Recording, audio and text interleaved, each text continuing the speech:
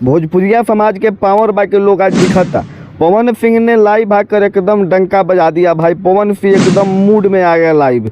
होली का पवन सिंह एकदम गर्दा मचा दिए। हम आपको बता दें कि पवन सिंह लाइव है और लाइव में बता दिए कि क्या क्या तो चल रहा था, लेकिन अभी भोजपुरी के दर्शक और भोजपुरिया जनता जिसको भी चाहता है, चाहे कोई भी सुपरस्टार हो, उसको एकदम बम बम करा देता है। हमारा भोजपुरी के यही पावर है। बड़े बड़े लोगों को पता चल गया है कि भोजपुरी की क्या पावर है।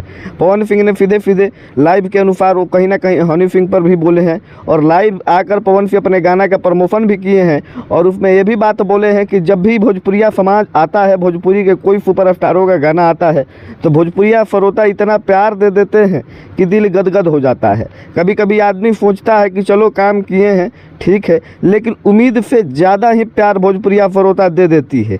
पवन सिंह ने भोजपुरिया श्रोता की जमकर तारीफ की और दूसरे में अपने मैनेजर के बारे में बोले। जिस तरीक़े से न्यूज़ में ह्यूमर फैल रहा था कि अभिषेक सिंह दूर हो चुके हैं, तो पवन सिंह ने कहा कि कोई भाई दूर नहीं होता है। पवन सिंह ने लाइव में जिक्र करते हुए नज़र आए कि मुट्ठी बांध कर आना है और मुट्ठी खोल कर चले जाना है, कोई कुछ लेकर नहीं जाएगा, तो फिर इतना क्यों हड़बड़ी। और पवन सिंह ने बहुत सारी बात भी कहा। पवन सिंह अभी काला माटी के शूटिंग पर जमशेदपुर में है और पवन सिंह की होली जमशेदपुर में ही मनेगा। और पवन सिंह लाइव में बहुत कुछ कहे हुए हैं। बद्री झा भी थे और पवन सिंह अपने लाइव में आकर इतना अच्छा बात बोला है कि आप सुनकर दंग हो जाइएगा। और पवन सिंह का लाइव का लुक भाई गजब लगा। जो लाइव आए हैं और लुक है जो लाइव में, वो देखकर आप एकदम दंग हो जाएंगे।